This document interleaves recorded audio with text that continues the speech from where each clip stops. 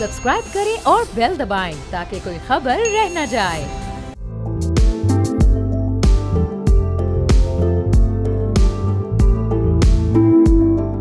अस्सलाम वालेकुम, मैं हूं बाब जहांगीर। आप देख रहे हैं प्रोग्राम व्यापार। सोलर पैनल्स का बढ़ता इस्तेमाल बिजली की तकसीम के लिए मुश्किलात खड़ी कर रहा है, जिस पर फौरी तवज्जो देने की ज़रूरत है। सोलर एनर्जी एक साफ सुथरी तवानाई फराहम करती है। इसके बढ़ते हुए इस्तेमाल से कौमी बिजली ग्रिड की तलब में कमी आ रही है, जिससे सार्फिन के लिए मालियाती चैलेंजेस पैदा हो रहे हैं। एक सर्वे के मुताबिक तकरीबन 200 अरब रुपए के ग्रिड अखराजात माली साल 2023-24 में बिजली सार्फिन को मुंतकिल किए गए, जिसके नतीजे में बिजली सार्फिन के लिए टैरिफ में इजाफा हुआ।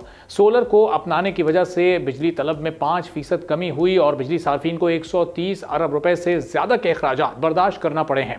अगर बिजली की तलब में 10% कमी वाक़ई हुई तो बिजली सार्फिन की लागत 260 बिलियन रुपए से तजावुज़ कर सकती है, जिससे पावर सेक्टर पर बोझ मजीद बढ़ेगा और नेशनल ग्रिड पर इन्हिसार करने वाले सार्फिन के लिए टैरिफ ज़्यादा हो सकते हैं। दूसरी तरफ वज़ीर आज़म शहबाज शरीफ ये कहते हैं कि शमसी तवानाई से मुताल्लिक हुकूमत की पॉलिसी में कोई तब्दीली नहीं की जाएगी। हुकूमत ने यह भी बताया है कि ये एडजस्टमेंट सोलर नेट मीटरिंग सार्फिन की तादाद बढ़ने और इसके नतीजे में ग्रिड सार्फिन पर माली दबाव की वजह से बहुत ज़रूरी थी। वज़ीर आज़म ने यह भी ऐलान किया है कि हुकूमत जल्द ही एक जामे रिलीफ पैकेज मुतारिफ करवाएगी, जिसका मकसद आवाम के लिए बिजली की कीमतों में कमी लाना है। वज़ीर आज़म तो पॉलिसी में कोई तब्दीली लाने को तैयार नहीं, लेकिन रीन्यूएबल एनर्जी एसोसिएशन पाकिस्तान ने हालिया तरमीम पर खतरे की घंटी बजा दी है और साथ ही साथ खबरदार करते हुए ये कहा है कि तब्दीलियां सार्फिन को ऑफ ग्रिड मुंतकिल करने की तरगीब दे सकती हैं। ये तरमीम नेट मीटरिंग की तनसीबात में शामिल हज़ारों हुनरमंद कारकुनों, तकनीकी माहिरीन और इंजीनियर्स पर मनफी असर डाल सकती हैं। रिहायशी और तिजारती सार्फिन ऑफ ग्रिड हल का इंतखाब कर सकते हैं, कैप्टिव पावर प्लांट्स पर इन्हिसार बढ़ा सकते हैं, जिससे हुकूमत की आमदनी में कमी और सरमायाकारी करने वालों पर दबाव। तो फिर एक बेहतर हिकमत अमली क्या हो सकती है? ये रिलीफ जो आवाम तक पहुंचना है, ये किस तरह बेहतर अंदाज से पहुंच सकता है और ऑफ ग्रिड सार्फिन पर, जो कि नेशनल ग्रिड के सार्फिन है, उन पर कैसे इस दबाव को कम किया जा सकता है? इस पर हम गुफ्तगू करेंगे। खाकान नजीब साहब साबिक मुशीर हैं वज़ारत ख़ज़ाना के, हमारे साथ मौजूद हैं। खाकान साहब, बहुत शुक्रिया, आपने प्रोग्राम के लिए आप वक्त निकाला। अब हम एक तरफ देख रहे हैं कि नेट मीटरिंग पॉलिसी आ रही है, फिर वज़ीर आज़म अपनी पॉलिसी में भी कोई तब्दीली नहीं लाना चाहते, रिलीफ भी देना चाहते हैं। अब ये आगे मामलात किस जानिब आप जाते हुए देख रहे हैं? तो ये आपने बहुत अच्छा सवाल सामने रखा है अरबाब साहब। बात यह है कि हमें सोचना पड़ेगा और जो सवाल अभी सब जहनों पर है वो है कि हम किस तरह कीमत जो है वो इन द शॉर्ट रन कम कर दें। और उसके 2-3 फॉर्मूले हम पहले उस पर क्विकली बात कर लेते हैं ताकि हम वाकई सहर हासिल गुफ्तगू की तरफ आगे बढ़े। वो क्या है? वो ये है कि IPP से कुछ रिविजन हुई है, वहाँ से कुछ आपको पैसे बच जाएं। कुछ आपने बातचीत की है कि आपने 10 रुपए IMF से कहा कि हम PDL पे जो है वो ले लेते हैं और वो 1.5-200 अरब रुपया साल का बन जाएगा। सो इस सालाना अमाउंट को यूज कर लें तो 1.5-2 रुपए की आपको इलेक्ट्रिसिटी जो प्राइस है उसमें कमी आ सकती है। इसी तरह कुछ रीस्ट्रक्चरिंग है डेट्स की, वो कर लें। तो ये कुछ मामलात करके, और फ्यूल प्राइस एडजस्टमेंट चौथी चीज़ है, जिसका मतलब ये है कि दुनिया में चूंकि तेल की कीमत कम हो गई तो उसका एक प्राइस पास थ्रू बन सकता है। सो ये, और अगर कुछ और मामलात हुकूमत ने सोचे हैं, अथॉरिटीज़ ने सोचे हैं, तो करके इन द शॉर्ट रन आप कुछ कीमत को मैनेज कर सकते हैं। पर असल बात यह है अरबाब साहब कि सवाल हमारे जहन में ये होना चाहिए कि हम कैसे एक रेजिलिएंट, एक कंपेटिटिव और एक जिसे कहेंगे इक्विटेबल एनर्जी सिस्टम मुल्क में तश्कील दे सकें। अभी आपने एक और जिक्र किया कि क्या ये सोलर सिस्टम जो है, क्या ये जो रिन्यूएबल की पॉलिसी है, अभी हमने एक थोड़ी सी ट्वीकिंग की है सोलर पॉलिसी में, तो आप देखें कि कितना शोरगुल जो है मुल्क में उठा और अभी कुछ ऐसी भी बातें आई कि शायद इसको दोबारा वापस ले लिया जाएगा। आई एम नॉट श्योर कि कहाँ पे खड़े हैं उस पर, बट बात यह है कि इससे आपको क्या महसूस हुआ कि हम एक तरफ कह रहे हैं 94 की पॉलिसी, फिर 2002 की पावर पॉलिसी, फिर 2015 की पावर पॉलिसी, कि इन सब में बहुत सुखम थे और उसकी वजह से कहा आप 17% गारंटीड रेट ऑफ रिटर्न दे रहे हैं, पर आज आप एक सोलर को ट्वीक करने जाते हैं तो आपको मुश्किल आ रही है। सो इससे पता ये चलता है कि जब तक एक प्रोफेशनल एनर्जी मिनिस्ट्री का कयाम नहीं होगा हम पॉलिसी साजी को ठीक नहीं कर पाएंगे। So that should be the real question. How do we construct a professional synergistic energy ministry जो पावर को, पेट्रोलियम को, गैस को, वाटर को, इसको सबको एनर्जी सोर्स समझकर एक ऐसी पॉलिसी का इजरा कर सके जो आज 5, 10, 15 साल के लिए मुल्क को ठीक राह पर गामजन कर सके। फिर आप आगे चलिए, कंपेटिटिव मार्केट का सुनते हुए ये CTBCM जिसकी कहानी है कि हमने एक कंपेटिटिव मार्केट बनानी थी, आप यकीन करें मुझे कोई 10 साल हो गए हैं मैं ये कहानी सुन रहा हूँ। सो आपको क्या कबाहत आ रही है कि आप रेगुलेटर, जिसको अगेन एक यूनिफाइड रेगुलेटर होना चाहिए मुल्क में, जिसका क्या मतलब है, दुनिया में एनर्जी रेगुलेटर्स होते हैं, मैं ऑस्ट्रेलियन ट्रेंड हूं, मैं हमेशा ये कहता हूं और मैंने ये चीजें वहां होते हुए देखी हैं। ऑस्ट्रेलियन एनर्जी रेगुलेटर, आपको भी पाकिस्तान एनर्जी रेगुलेटर बनाना चाहिए। और फिर माजरत के साथ, बड़े अदब के साथ मैं हमेशा ये बात करता हूं कि उसको प्रोफेशनलाइज करना चाहिए। आपको लोग लाने पड़ेंगे बाहर से जो इस प्रोफेशनल रेगुलेशन को बना सकें, मार्केट मेकिंग को बना सकें।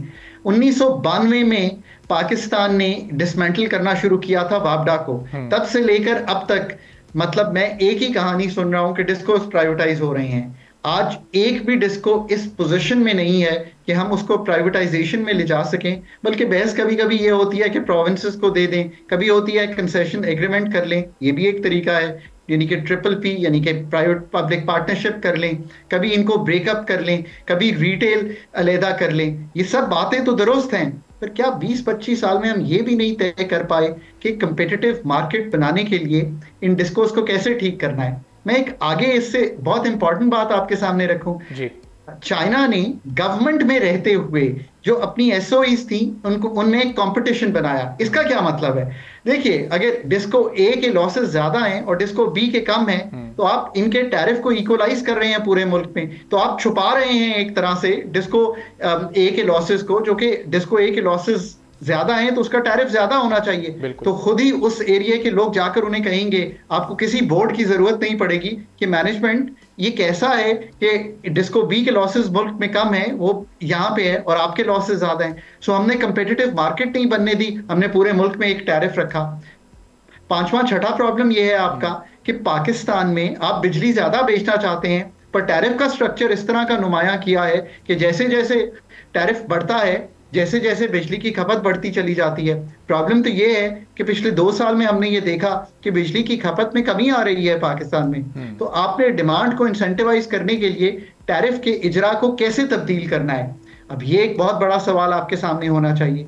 अब अगर आप इससे भी आगे जाएं तो और बड़े फंडामेंटल क्वेश्चंस हैं जो पाकिस्तान को पूछने चाहिए कि अगर आज से कुछ अरसे बाद सोलर इतना लग जाएगा और ऑफ ग्रिड सॉल्यूशंस इतने होंगे, तो ग्रिड की अहमियत को और फाइनेंशियल सस्टेनेबिलिटी को इंश्योर करने के लिए ग्रिड को कैसे तब्दील करना है। क्या ग्रिड का काम छोटे एरिया में लोकल ग्रिड्स या माइक्रो ग्रिड्स का काम करने का होगा? How will this actually work?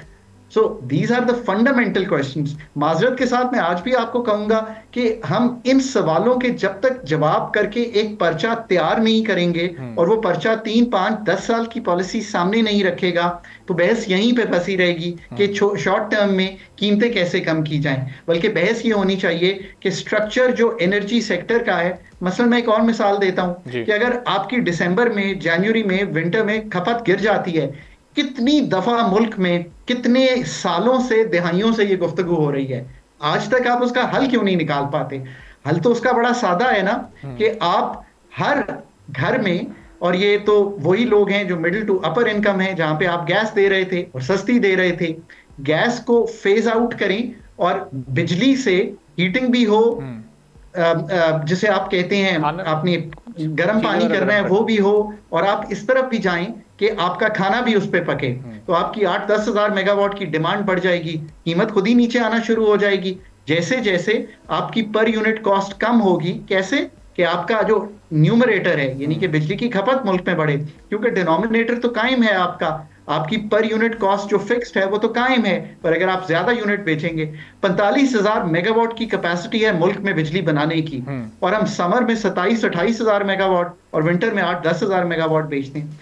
अब आज हमने जितनी गुफ्तगू की है, इससे पता ये चलता है कि हमें बहुत डीपर स्ट्रक्चर्स जब तक तब्दील नहीं करेंगे एनर्जी सेक्टर के, इसको एज ए एनर्जी सेक्टर सोचकर तो ये मसला शायद शॉर्ट टर्म में हल होने वाला है नहीं। सही। तो खाकन साहब, जैसे जैसे वक्त गुजर रहा है और नेशनल ग्रिड पर जो डिमांड है उसमें कमी आ रही है, उसके नंबर्स बड़े तशवीशनाक है ना। अब ये अगर बढ़ते बढ़ते नंबर्स 10% तक पहुंच जाते हैं, यानी 10% अगर कमी आ जाती है तो 260 अरब का इजाफी बोझ नॉन सोलर कंज्यूमर्स पर पड़ जाएगा। हम जिस तरह सोलर को बड़े पैमाने पर इम्पोर्ट होते देख रहे हैं, अगर ये जो कमी है ये 15% तक पहुँच जाती है तो नॉन सोलर कंज्यूमर्स को अपने टैरिफ में 17% इजाफे का बोझ बर्दाश्त करना पड़ेगा। तो बहुत मुश्किल सूरत हाल है नॉन सोलर कंज्यूमर्स। तो आपको ये सोचना है कि अथॉरिटीज ने कैसे रीडिजाइन करना है इलेक्ट्रिसिटी टैरिफ को to balance declining grid demand driven by high consumer prices जो इस वक्त हैं और डिसेंट्रलाइज्ड सोलर अडॉप्शन। ये है सवाल हमारे सामने। इससे मुश्किल सवाल ये हमारे सामने है कि 2030 में 50% बैटरी की कीमत कम हो जाएगी। तो अगर आपने अरबाब साहब घर में सोलर लगवाया हुआ है और आप ऑफ ग्रिड चले जाएंगे और आप अच्छे कस्टमर हैं मेरे अथॉरिटीज के, जिसका मतलब है कि आप पेइंग कस्टमर हैं, तो फाइनेंशियल सस्टेनेबिलिटी डिस्ट्रीब्यूशन कंपनीज की जो है वो तो बिल्कुल जो है वो मुश्किल में पड़ जाएगी। तो फिर आपने ग्रिड के निज़ाम को कैसे ठीक करना है कि एक इक्विटेबल बर्डन शेयरिंग हो, और ये करते हुए आप किस तरह माइक्रो ग्रिड्स और लोकल ग्रिड्स के सिस्टम में जाएंगे। अब ये हैं असल सवालात जो आपको आंसर करने हैं। मैं आज भी समझता हूं कि इन सवालात के मुश्किल जवाब हैं और इन सवालात को बड़ी ब्रेनस्टॉर्मिंग करनी चाहिए, और कीमत कम करने से आगे जाकर ये जो चीजें आज हमने आपके सामने रखी हैं इनको सोचना पड़ेगा। अगर हम ये काम नहीं करेंगे तो जो ग्रिड पे बैड का कस्टमर का बोझ है वो बढ़ता चला जाएगा, गुड कस्टमर निकलता चला जाएगा, और ग्रिड की डिमांड कम होगी तो ओवरऑल जो कॉस्ट है वो कम करनी in the years to come बहुत मुश्किल हो जाएगी। क्या इसके सस्टेनेबल सॉल्यूशंस हैं? देखिए, सस्टेनेबल सॉल्यूशंस तो यही है ना कि आपको ग्रिड को कैसे मैनेज करना है और कीमत को कैसे नीचे लाना है, मार्जिनल कॉस्ट पे बिजली कैसे बेचनी है, और ग्रोथ कैसे लेवरेज करनी है through better pricing, through better tariff structure को कैसे तब्दील करना है, और क्या इकोनॉमिक थॉट है इसमें, और किस तरह आपने इंडस्ट्री को बेस लोड के लिए बनाना है, ना कि मेजर कंज्यूमर को बनाए रखें। अब ये एक इतना मुश्किल सवाल है, और जो माइक्रो ग्रिड्स की इमर्जेंस होगी और कम्युनिटी ग्रिड्स की इमर्जेंस होगी, उसमें इन ग्रिड्स का क्या रोल होगा। अब ये सवालात आज तक मेरा ख्याल है किसी ने सामने ही नहीं रखे होंगे। हम तो चलें डिस्कस कर रहे हैं और कुछ उसके जिसे आप कहेंगे इफेक्टिव सॉल्यूशंस भी सामने रखने की कोशिश कर रहे हैं। ये जो हमने डिवॉल्व किया हुआ है और ये जो centralised cost plus pricing model है इस वक्त, इसमें से तो बिल्कुल निकलना पड़ेगा। मार्केट ड्रिवन मॉडल पे जाना पड़ेगा और मार्केट ड्रिवन प्राइसिंग करनी पड़ेगी। जिस वक्त ज्यादा खपत आ रही हो प्राइस ज्यादा हो सकती है, वरना प्राइस ड्रॉप कर सकती है। डायनामिक प्राइसिंग पे जाना पड़ेगा। It's our inability to do all this कि जिसकी वजह से ये ऑफ ग्रिड सॉल्यूशंस आना शुरू हो गए हैं। सो हमें रियली सोचना पड़ेगा। तो अब खाकन साहब, हमने देखा कि ये हुकूमत तो नेट मीटरिंग की पॉलिसी लेकर आई है, लेकिन कुछ ऐसे ममालिक भी हैं और तरक्की याफ्ता ममालिक भी उनमें शामिल हैं जहाँ पर नेट बिलिंग की पॉलिसी, हम पोलैंड की मिसाल लें, हम यूएसए की मिसाल लें, वहाँ पर ये पॉलिसी खासी हद तक कामयाबी से अप्लाई की गई है और जिसके खातिर ख्वाह बेहतर रिजल्ट्स भी सामने आए हैं। तो सोलर कंज्यूमर्स के लिए और नॉन सोलर कंज्यूमर्स के लिए, दोनों के लिए इनमें से कौन सी पॉलिसी आपकी प्रोफेशनल राय में ज़रूरी है और क्या वायबल ऑप्शन है? देखिए, एक तो बात यह है कि the cost of producing an electron by the solar has decreased tremendously. जो 30 लाख का सिस्टम 2-2.5-3 साल पहले था वो आज 15 लाख में लग रहा है। और वो चूंकि अब बाय फोकल क्या कहते हैं उसे हो गया कि ऊपर से भी बिजली बनाता है, नीचे से भी, उसकी एफिशिएंसी भी बढ़ गई है। सो उससे जो 27 रुपए का पे बैक था वो 1.5-2 साल पे आ गया। तो इस वजह से ट्वीक करने की तो गुंजाइश बहरहाल थी। और जब बिजली मार्जिनल कॉस्ट पे 10 रुपए की खरीद सकती है हुकूमत, तो आपसे 27 की क्यों खरीदेगी? ये तो बड़ी सादा सी गुफ्तगू थी। सो हमने तो रीप्राइस करना था। गुफ्तगू बड़ी सादा सी थी, बोझ की तो बात करनी ही नहीं चाहिए थी। आपने एक पॉलिसी दी, उस वक्त महंगी थी चीज, जो प्लांट लगना था आपके घर पे वो सस्ता हो गया, आपने रीप्राइस किया। अब आप सोलर खरीदते भी हैं तो शायद 10 रुपए पर यूनिट है। आप ये कह सकते हैं कि 27 को ट्वीक करके क्या 10 पे लाना था या 15 पे लाना था या 20 पे लाना था, ये गुफ्तगू तो की जा सकती है।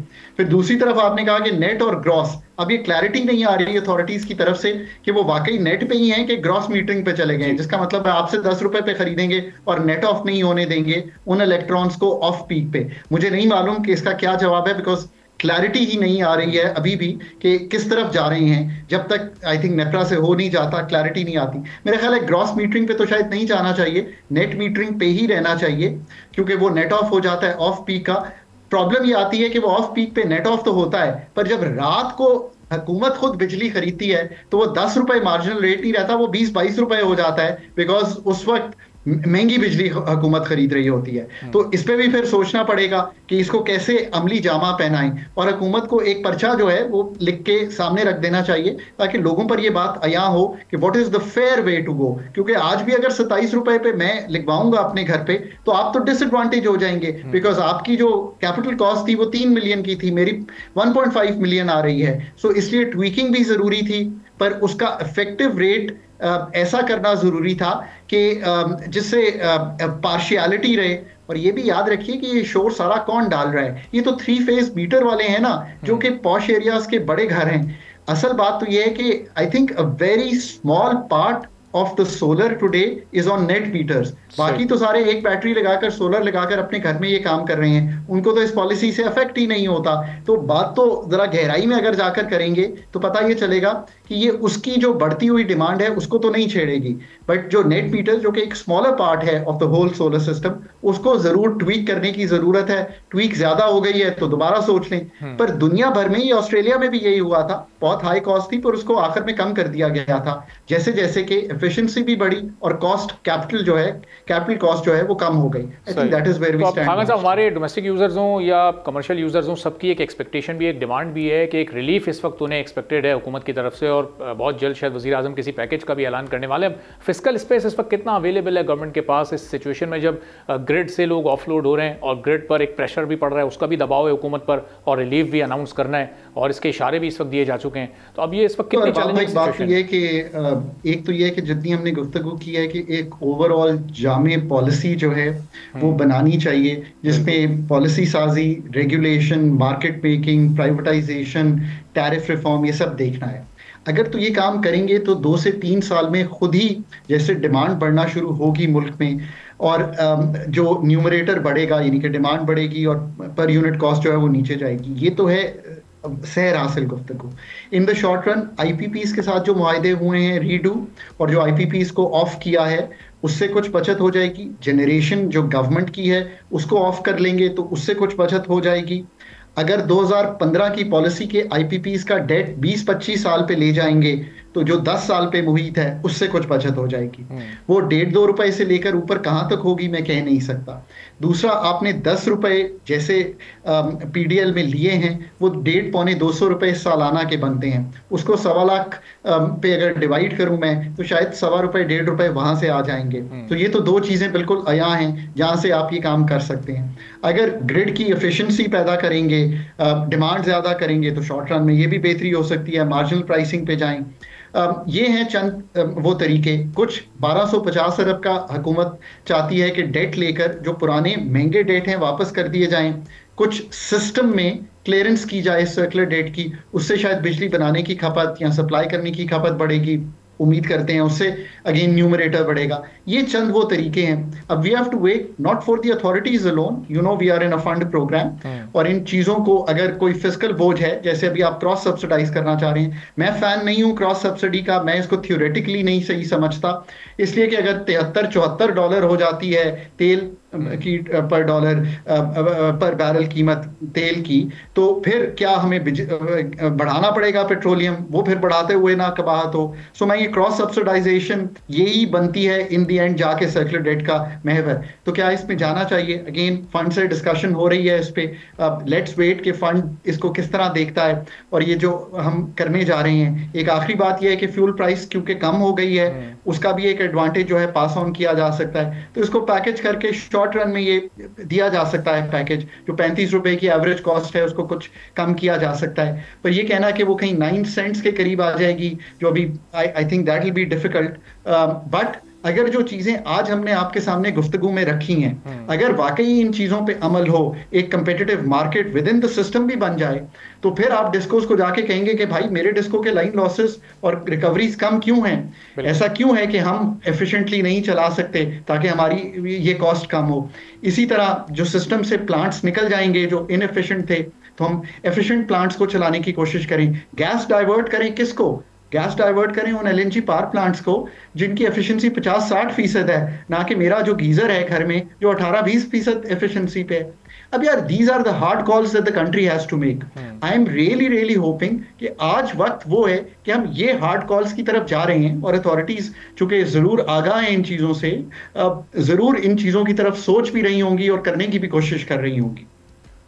आखिरी बात ये है इसकी, जी जी आखिरी बात इसमें ये है कि एक बहुत बड़ा चूंकि डेट कैरी हो रहा है, उसकी ₹2.83 की एक कॉस्ट है जो आपको पास ऑन हो रही है, उसको भी सोचना पड़ेगा कि इवेंचुअली कैसे हैंडल करना है। और एक आखिरी प्लस बात यह है कि 18% जीएसटी और बाकी टैक्सेस हैं, जब तक डायरेक्ट टैक्सेशन में नहीं जाएंगे तो इन टैक्सेस को नहीं हटा सकते। ये है एक ओवरऑल खाका इस वक्त बिजली के सेक्टर का ऑन अ डीपर लेवल। खाका साहब, इसी से कनेक्टेड एक आखिरी सवाल भी मैं आपके सामने रख देता हूँ। अब ये जो पेट्रोलियम प्राइसेस में कमी थी, इसका रिलीफ इस वक्त ज़ाहिर ड्यू था और वो हुकूमत की तरफ से पास ऑन होना था, लेकिन नहीं किया गया, और उस वक्त ये अनाउंसमेंट की गई कि हम बिजली पर रिलीफ की सूरत में ये पास ऑन करेंगे। ये एक वाइज डिसीजन था, या आपको लगता है कि उस वक्त वो रिलीफ पास ऑन कर देना चाहिए था आवाम तक, वो एक पॉपुलर डिसीजन होता हमारी गवर्नमेंट का और वो रिलीफ भी फौरी तौर पर पहुंच जाता, या अलग-अलग इन तमाम मामलात को देखने चाहिए, चूंकि पेट्रोलियम के मामलात अलग हैं और बिजली के अलग? अथॉरिटीज़ की ये कॉल है कि वो 10 रुपये 1.5-200 अरब रुपए सालाना के पास ऑन करना चाहते हैं बिजली के बिल में। I don't want to second guess them. मेरी प्रोफेशनल राय के मुताबिक हर सेक्टर को अलहदगी से देखना चाहिए और उसको कॉस्ट सेंटर नहीं एज अ प्रॉफिट सेंटर देखना चाहिए। और अगर आप इस तरह से सोचेंगे तो जो हम वहाँ पे कर रहे हैं वो अलहदगी में उसको देखना चाहिए। बिजली में बहुत सी और चीज़ें हम कर सकते हैं जिससे हम इसके बोझ को आने वाले दिनों में, आने वाले सालों में कम कर सकते हैं। बट ये अथॉरिटीज़ की कॉल है, so I they have the final call and final decision on this. वो बेहतर समझती हैं कि इस 150-200 अरब को, चूंकि बिजली की जो कॉस्ट है वो ज़्यादा है, एक इसमें जो फेवर में जाता है बात वो अथॉरिटीज़ की, वो ये जाता है कि खित्ते में बिजली की कीमत बहुत ज़्यादा है, पर खित्ते में जो इस वक्त पेट्रोलियम की प्राइस पास थ्रू है वो कम है compare to South Asia even. तो उन्होंने शायद मौजू ये समझा कि उस प्राइस को वहीं पे रखें जो थी और उस बेनिफिट को पास ऑन थ्रू इलेक्ट्रिसिटी करें ताकि थोड़ी सी इक्वलाइजेशन खत्ते में हो जाए। That's the best. ठीक है, बहुत बहुत शुक्रिया खाका नजीब साहब, साबिक़ वज़ारत ख़ज़ाना हमारे साथ मौजूद है। एक ब्रेक लेते हैं, ब्रेक के बाद जब वापस आएंगे तो पाम ऑयल इंपोर्ट की सूरत में हमारे मुल्क का इंपोर्ट बिल बढ़ता जा रहा है। अगर ये प्रोडक्शन पाकिस्तान में होती है और कुछ फिजिबिलिटी रिपोर्ट्स भी इस पर बन रही हैं, कुछ बड़ा पॉजिटिव काम भी इस पर हो रहा है, तो आने वाले दिनों में अगर ये मुमकिन हो पाता है तो इंपोर्ट बिल में किस हद तक कमी आ सकती है और कितने वक्त में आ सकती है, इस पर गुफ्तगू करेंगे। अब्दुल्ला नियाज़ी साहब, एग्रीकल्चर एनालिस्ट, एक ब्रेक के बाद हमारे साथ मौजूद होंगे।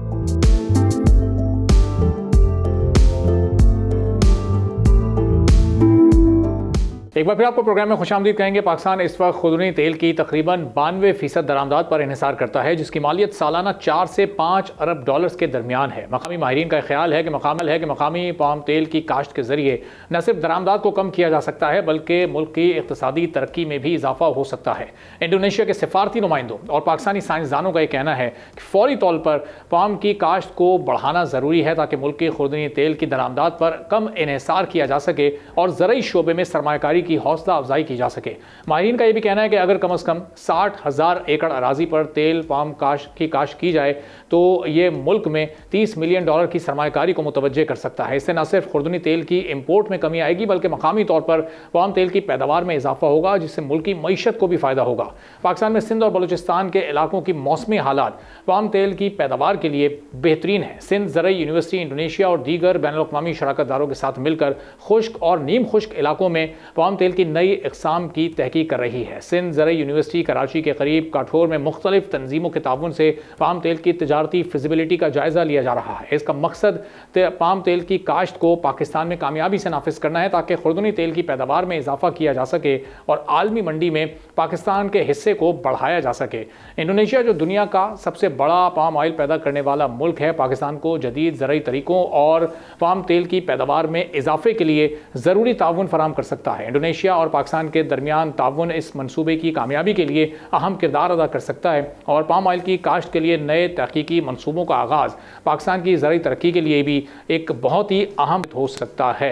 अब पाकिस्तान का जो दूसरा बड़ा इंपोर्ट बिल है वो पाम ऑयल की सूरत में इस वक्त एक बड़े बोझ की सूरत में मौजूद है। ये नई एक्सप्लोरेशन कैसे हो सकती है, किस तरह इस काम को आगे बढ़ाया जा सकता है। अब्दुल्ला नियाज़ी साहब, एग्रीकल्चर एनालिस्ट हैं, हमारे साथ मौजूद हैं, उनसे हम गुफ्तगू करेंगे। अब्दुल्ला साहब, बहुत शुक्रिया प्रोग्राम के लिए, आपने वक्त निकाला। अब ये बताइएगा कि पाम ऑयल चूँकि पाकिस्तान ज़ाहिर बहुत बड़े पैमाने पर इंपोर्ट कर रहा है, इस इंपोर्ट बिल में कैसे कमी लाई जा सकती है? कोई एफिशिएंट तरीका क्या होगा जिस पर फौरी तौर पर हम नताइज की भी तवक्को कर सकते हैं? जी सलामकुम जी, thank you for having me. I think इसके अंदर सबसे पहले एक समझने वाली बात है कि पाकिस्तान किस हद तक डिपेंडेंट है पाम ऑयल के ऊपर। और उसके अंदर थोड़ा सा अगर आप तारीख में जाएं तो एक अंग्रेज के दौर तक आमतौर पे जो कुकिंग के लिए इस्तेमाल होता था वो लोग घी इस्तेमाल किया करते थे, अमूमन जो पाकिस्तान का खिता है उसमें भी और ओवरऑल बरे सगीर में भी। मगर 1930s में जब घी की कीमत बढ़ना शुरू हो गई ज्यादा, तो उस वक्त एक प्रोडक्ट इंट्रोड्यूस किया गया था वनस्पति घी। वो एक कंपनी टाटा के नाम से थी, उन्होंने लीवर ब्रदर जो कंपनी लंदन में उनके साथ मिलकर प्रोडक्ट डेवलप किया था। और उसका जो येलो रंग का टीन पहली दफा आया था जिसमें ये वनस्पति घी बनाई जाती थी, उस पर पाम के एक ग्रीन पत्ते की तस्वीर हुआ करती थी। और वो देखेंगे पाकिस्तान भर में जहां भी वनस्पति घी आपको स्टोर्स में मिलती है, उनके ऊपर वही ग्रीन पत्ता होता है। बिकॉज जो पाम ऑयल मलेशिया में, इंडोनेशिया में, इन ममालिक में इंडिजिनस होता है, यहाँ पे उगता है, उसके सीड्स को प्रेस करके उनमें से जो एक्सट्रैक्ट किया जाता है उसको इस्तेमाल किया जाता है पाकिस्तान के अंदर वनस्पति घी बनाने में, जो कि हमारा सबसे बेसिक और सबसे ज्यादा यूज होने वाला एडिबल ऑयल है। अब रिसेंटली आपने जैसे जिक्र किया कि तकरीबन 4 से 5 अरब डॉलर का इंपोर्ट है हमारा हर साल ऑयल सीड्स का। 92% हमारे तकरीबन इंपोर्ट होते हैं, बाकी कुछ लोकली भी ग्रो होते हैं।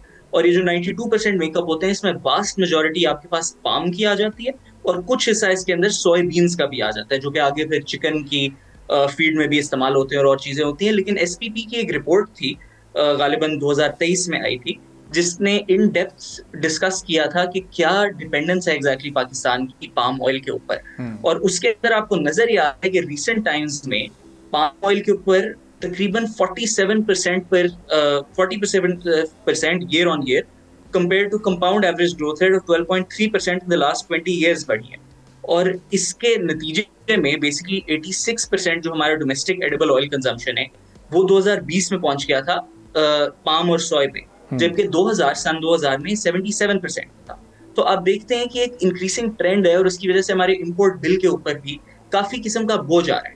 अब जैसे कि आपने जिक्र किया, पाकिस्तान में खास करके सिंध के अंदर कुछ इलाके ऐसे हैं जो कि पाम ग्रो करने के लिए आइडियल हैं। इनफैक्ट इसके ऊपर पास्ट में भी काफी काम हो चुका है। इनफैक्ट 1994 में जो नेशनल एग्रीकल्चर रिसर्च काउंसिल नार्क है, उसने तकरीबन लगभग कोई 40 लाख एकड़ जमीन सिंध में सर्वे भी की थी और उसके अंदर कुछ कोस्टल डिस्ट्रिक्ट्स जो थे उनको निकाला भी था फिजिबिलिटी उनकी टू ग्रो पाम। अब उस सर्वे ने ह्यूमिडिटी भी चेक की थी, सॉइल कंडीशंस भी चेक की थी। इसके अलावा ओवरऑल कोई तकरीबन 16 लाख एकड़ ऐसे थे जिसपे उन्होंने सूटेबल ग्रोथ अस्यूम की थी कि यहाँ पे पाम उगाया जा सकता है। मगर ये जो तमाम प्रोजेक्ट्स पाकिस्तान में अभी तक पाम ग्रो करने की पहली दफा बात नहीं हो रही है। अभी इंडोनेशिया से डिप्लोमेट्स आए, सफारतकार आए हैं, उन्होंने इस बात को रेज किया हमारे मुल्क के अंदर, जबकि इनिशियल ईयर्स में कुछ प्रॉमिसिंग ग्रोथ भी हुई थी, एक पायलट प्रोजेक्ट भी शुरू किया गया था, लेकिन उसमें वेरियस किस्म के मैनेजमेंट इश्यूज आ गए थे, ऑपरेशनल बॉटलनेक्स आ गई थी। और एसपीपी ने अपनी रिपोर्ट में असेस करते हुए कहा था कि कुछ केसेस में जो प्लांटेशंस थी वो मेंटेन नहीं की गई थी और निग्लेक्ट की गई थी बाकायदा, और दूसरे एरियाज में सीड्स को ठीक से मैनेज नहीं किया गया था प्री नर्सरी स्टेज में। तो ये दो ऐसे फैक्टर्स हैं जो कि अगर पाम की ग्रोथ की तरफ आप जाएं तो आपके पास एरियाज ऑलरेडी पिछली स्टडी से डिमार्केटेड हैं जहां पे पाम ग्रो किया जा सकता है। इनफैक्ट और भी किस्म के सोयाबीन के बारे में भी एक गालिबन कुछ वहां पे ग्रोथ का उसका इतना पोटेंशियल नहीं था जितना पाम का था। बट इन एरियाज में जो आपको ऑलरेडी मालूम है कि यहाँ पे ग्रो किया जा सकता है, उधर अगर आप सिर्फ प्री नर्सरी स्टेज पे अपनी सीड्स पे फोकस करें और उसके अलावा डेडिकेटेड प्रोफेशनल रिसोर्सेज आप इस्तेमाल करें जो उन फार्म्स को मैनेज करें, तो पाकिस्तान में डेफिनेटली अपना पाम खुद उग सकता है। और वो फिर जो आपके सॉल्वेंट एक्सट्रैक्टर्स होते हैं जो एडिबल ऑयल बनाते हैं, उनके लिए भी फायदेमंद है क्योंकि उनको इंपोर्ट करने के बजाय एक चीपर लोकल ऑल्टरनेटिव मिलेगा। ये डिपेंड इस पे भी करता है कि आप सीड्स कौन से इस्तेमाल करें, आप मॉडिफाइड सीड इस्तेमाल करें जिसकी यील्ड ज्यादा हाई होती है, या आप पुराने सीड्स यूज कर रहे हैं। और उन चीजों की बेसिस पे डेफिनेटली आपके इंपोर्ट बिल पे एक सिग्निफिकेंट फर्क पड़ सकता है। सही। और अब्दुल्ला साहब, ये ज़ाहिर है उसके लिए कम्प्लीटली ड्राई लैंड या सेमी ड्राई लैंड जो जिसकी रिक्वायरमेंट है वो ज़मीन भी इस वक्त अवेलेबल है, और यकीनी तौर पर इसमें प्राइवेट सेक्टर की भी दिलचस्पी होगी। ज़ाहिर है हुकूमत भी ये चाहेगी कि किसी तरह से जो इस वक्त इंपोर्ट बिल है पाम ऑयल की सूरत में उसको जितना कम हो सकता है किया जा सके। ये जो फिजिबिलिटी जिसका अभी जायज़ा लिया जा रहा है, ये कितना लॉन्ग टर्म प्रोसेस होगा, ये कब तक फाइनलाइज होकर और फिर हम कुछ स्टेप्स भी गवर्नमेंट की जानिब से सीरियसली देखेंगे? जी अच्छा, आई थिंक इसके अंदर एक जो बहुत इंपॉर्टेंट फैक्टर है जो कि पहले भी बात होती रही है यहाँ पे लोकली पाम उगाने की, लेकिन जो इम्पोर्टेंट है कि एक फॉरेन डेलीगेशन ने इस बात का जिक्र किया है और इनफैक्ट वो मेरे ख्याल से गालिबन कराची यूनिवर्सिटी में कुछ एक्सपर्ट से भी उन्होंने डिस्कस किया है इस बात को कि इसकी फिजिबिलिटी किस तरह की होगी। द फैक्ट कि फॉरेन डेलीगेट्स ने आके इसका जिक्र किया आपको ये दिखाता है कि शायद यहाँ पे जो रिसेंटली हमने एक इंक्रीज देखा है कॉर्पोरेट फार्मिंग की पॉसिबिलिटी में, जो बहुत ज्यादा हुकूमत भी प्रमोट कर रही है, ग्रीन पाकिस्तान इनिशिएटिव प्रमोट हो रहा है, उसके अलावा इसके अंदर जो है डायरेक्ट SIFC की इन्वॉल्वमेंट भी है कि वो फॉरेन इन्वेस्टर्स को जो है एक ऐसा एनवायरनमेंट प्रोवाइड करने की कोशिश कर रहे हैं जहाँ पे उनको किसी किस्म की परेशानी ना हो, जो आमतौर पे आपकी ब्यूरोक्रेटिक रेड टेप होती है वो उसका सामना ना करना पड़े। तो वो भी एक पॉसिबिलिटी है कि उसके थ्रू इस तरह का इनिशिएटिव शुरू किया जा सके, क्योंकि जो सेमी एरिड लैंड्स होते हैं ये वो इलाके हैं जिन पे इससे पहले फार्मिंग की नहीं गई, इसलिए वहां पे इतनी खाली जमीन अवेलेबल है जहाँ पे आप कोई नए किस्म के प्रोडक्ट्स लगा सकते हो। तो अगर कोई लोकल या इवन फॉरेन इन्वेस्टर इस तरह का आए जिसको यहाँ पे पोटेंशियल नजर आए, तो वो डेफिनेटली इसके अंदर अगर पैसे लगाए, आप अगले 5 से 10 साल के अंदर अंदर तो डेफिनेटली एक चेंज देख सकते हैं। बट मैं 5 से 10 साल की टाइमलाइन इसलिए कह रहा हूँ क्योंकि आपका जमीन का एलोकेशन, उसको यानी कि री आइडेंटिफाई करना कि कौन सी जमीन आप इस काम के लिए इस्तेमाल करेंगे, उसकी एक्विजिशन करना, उसके बाद उसके ऊपर जो भी आपको इक्विपमेंट चाहिए वो लेके आना, इन्वेस्टर्स को ढूंढना, ये सब करना एक थोड़ा सा लंबा टीडियस प्रोसेस होता है। लेकिन इन द मीन टाइम हमारे पास कोई एज सच ऑल्टरनेटिव नहीं है कि हम कहीं और से सस्ता पाम ऑयल इंपोर्ट कर लें या कुछ और कर लें, बिकॉज ये प्रोडक्ट एक ऐसा है जो कि दुनिया भर में एक तो है एडिबल ऑयल के लिए इस्तेमाल होता है और आता मलेशिया और इंडोनेशिया से ही है। अब्दुल्ला साहब, ये इस दौरान जो ये टाइम जो 5 से 10 साल का है, इस दौरान हमें सीड्स मुस्तकिल इंपोर्ट करने पड़ेंगे और उन सीड्स को ही हमें इस्तेमाल करना पड़ेगा। वो सीड्स तो शायद पाकिस्तान में बनाना मुमकिन नहीं हो सकेगा इस दौरान। जी, आई थिंक इनिशियली आपको सीड्स डेफिनेटली इसके इंपोर्ट करने पड़ेंगे। कुछ सीड्स आपने पहले भी इंपोर्ट करने की कोशिश की है। अगर आपको मलेशिया और इंडोनेशिया की गवर्नमेंट्स के साथ एक कोऑपरेटिव प्लान आप बना सकते हैं, शायद आप उनको इन्वॉल्व भी कर सकते हैं, क्योंकि उनकी जो पाम की एक्सपर्टीज है इसको ग्रो करने की, वो एक कम्प्लीटली सेपरेट स्फीयर में है। उनको हमारे से बहुत ज्यादा इसके बारे में पता है कि इन्फॉर्मेशन शेयरिंग के साथ साथ अगर वो सीड शेयरिंग की करें तो यहाँ पे उसके बाद उन सीड्स की बेसिस पे कुछ ना कुछ हमें डेवलपमेंट भी करनी पड़ेगी। ये अनफॉर्चुनेटली हमारा एक अलमिया रहा है कि सीड्स हमारे पास या नेचुरली जो पहले से एग्जिस्ट करते हैं या जो बाद में आ जाते हैं, उनको हम ठीक से यूटिलाइज नहीं कर पाते, क्योंकि हमारे पास एक परसेप्शन होता है कि यहाँ पे जो पाकिस्तान एग्रीकल्चर रिसर्च काउंसिल है, नेशनल रिसर्च काउंसिल है, ये सीड डेवलपमेंट में थोड़े जरा स्लो होते हैं, जरा सुस्ती आ जाती है। जिस तरह हमने डिस्कस किया पिछले जो प्लांटेशंस भी थी पाम की, उनके अंदर भी सुस्ती आई। तो बहुत इंपॉर्टेंट होगा इस टाइम पीरियड में, जो कि मैंने एक बड़ा लिबरल टाइम पीरियड दिया है 5-10 साल का, कि उसके अंदर सीड्स आप इंपोर्ट तो करें लेकिन अपनी कंडीशंस के हिसाब से उनको फर्दर रिसर्च करके डेवलप भी करें। हो सकता है आप इन प्लांटेशंस पे कोई रिसर्च सेंटर्स भी लगा सकते हैं जो कि कॉन्स्टेंटली एक पैच पे मॉनिटर कर रहे हो मुख्तलिफ किस्म के आपकी एक्सपेरिमेंटल AB टेस्टिंग करके कि कौन से सीड्स बेहतर जा रहे हैं और किस किस्म की उनको मॉडिफिकेशन की जरूरत है। ठीक है, तो अब्दुल्ला साहब, इस रिसेंट पास्ट में हमने देखा कि जो हमारा कॉर्पोरेट सेक्टर है, प्राइवेट सेक्टर है, उसकी बड़ी दिलचस्पी इस एग्रीकल्चर की फील्ड में हमने डेवलप होते देखी है। तो ये ख़ास तौर पर पर्टिकुलर इस पाम ऑयल के सीड्स को इंपोर्ट करने में और फिर यहाँ पर इस ऑयल की प्रोडक्शन में प्राइवेट सेक्टर, कॉर्पोरेट सेक्टर का क्या अहम किरदार हो सकता है? अगले 3-4 साल तक आपको लग रहा है कि इन्वेस्टर्स की दिलचस्पी होगी यहाँ पर आकर इसमें इन्वेस्ट करने में? देखिए जी, इसके अंदर 1-2 फैक्टर्स हैं। एक तो हमने डिटरमिन करना है कि जो हम बात कर रहे हैं 92% के इंपोर्ट्स की, उसके अंदर हम आइडेंटिफाई करें स्पेसिफिकली, आपने भी जैसे बात की पाम की और दूसरे ऑयल सीड्स की। मिसाल के तौर पर कुछ इस तरह के प्रोडक्ट्स होते हैं, जैसे पिछले साल पाकिस्तान में बहुत बड़ा एक इशू बना हुआ था सोयाबीन्स की इंपोर्ट का, वो हल हुआ थोड़ा बहुत, अमेरिका से उनकी इंपोर्ट दोबारा खुली, वो वहां से सस्ते ऑयल सीड्स मिलते हैं क्योंकि उनकी यील्ड्स बहुत हाई होती हैं। तो उस किस्म की अगर आपको चीज़ हो, कभी कभार इंपोर्ट करना आपके फायदे में भी चीज़ हो जाती है, बिकॉज आपको बहुत मुनासिब रेट पे मिल रहा होता है। लेकिन पाम एक ऐसी चीज़ है जिसके अंदर आपके पास वो वाली कंडीशंस भी अवेलेबल हैं जिसमें आप पाम ग्रो कर सकते हैं, और उसके अलावा आपकी ज़रूरत, डिमांड भी उसकी बहुत ज़्यादा है, पर्टिकुलरली क्योंकि कुछ चीज़ें इसके अंदर फैक्टर्स हैं कि जैसे जैसे सोशियो इकोनॉमिक क्लासेस चेंज होती हैं, लोग जो है कनोला की तरफ, मस्टर्ड ऑयल की तरफ, दूसरे ऑयल्स की तरफ, ऑलिव ऑयल की तरफ इस तरह करके शिफ्ट करते हैं, बट अभी भी वास्ट मेजोरिटी वनस्पति की है। तो कॉर्पोरेट सेक्टर के इंटरेस्ट में ये बहुत ज्यादा है कि एक तो आजकल बहुत ज्यादा बात ये भी हो रही है कि बैंक्स जो हैं एग्रीकल्चरल फाइनेंसिंग की तरफ आ रहे हैं, उनको वो काफी इंटरेस्टेड हैं इस चीज के अंदर कि वो एग्रीकल्चर सेक्टर में, चाहे वो लाइव स्टॉक हो, चाहे वो फार्मिंग हो, उसके अंदर लोन्स भी प्रोवाइड करें, इक्विपमेंट के लोन्स भी दें, मुख्तलिफ किस्म की बहुत ज्यादा SPV कुछ रिक्वायरमेंट्स भी इंक्रीज हुई हैं, जिसके अंदर उन्होंने बैंक्स को पुश किया है टुवर्ड्स एग्रीकल्चरल लेंडिंग। अब एग्रीकल्चरल लेंडिंग भी अगर अवेलेबल है, कॉर्पोरेट फार्मिंग के भी आपके पास मैकेनिज्म्स नए बनाए जा रहे हैं, और उसके अलावा कॉर्पोरेट सेक्टर हो सकता है एडिबल ऑयल इंडस्ट्री खुद ही ये चाहे कि वो अपने रॉ प्रोडक्ट्स खुद से लगाना शुरू करे। हो सकता है कोई और इंडस्ट्री हो, जैसे मिसाल के तौर पे मैं आपको बताता हूँ, जो ऑयल सीड्स का कारोबार होता है, सिर्फ पाम का नहीं, उसके अंदर एक बहुत बड़ा फैक्टर होता है कि ऑयल निकालने के बाद जो रिमेन कर जाता है आपका प्रोडक्ट, उसको यूज किया जाता है पोल्ट्री की फीड बनाने के लिए, उनको पोल्ट्री मील्स कहते हैं। सोयाबीन इस्तेमाल होता है, पाकिस्तान में कॉटन सीड्स इस काम के लिए इस्तेमाल होते रहे हैं। तो हो सकता है उस साइड कॉर्पोरेट सेक्टर से भी आपको कोई इंटरेस्ट नजर आए इस स्फीयर में आने का, लेकिन इसके लिए बहुत जरूरी होगा कि जो आपके साइंटिस्ट हैं, जो आपकी एग्रीकल्चर मिनिस्ट्री है, जो आपके ग्रीन पाकिस्तान इनिशिएटिव है, वो सारे मिल के इस चीज को प्रमोट करें और उसके लिए एनवायरनमेंट एक ऐसा खड़ा करें कि लोकल और इवन पॉसिबली फॉरेन इन्वेस्टर्स इसमें इन्वॉल्व हों। ठीक है, बहुत बहुत शुक्रिया अब्दुल्ला नियाजी साहब, एग्रीकल्चर एनालिस्ट हमारे साथ मौजूद थे। गुफ्तगू इसी के साथ नाज़रीन आज के प्रोग्राम से इजाज़त दीजिए। अल्लाह हाफ़िज़।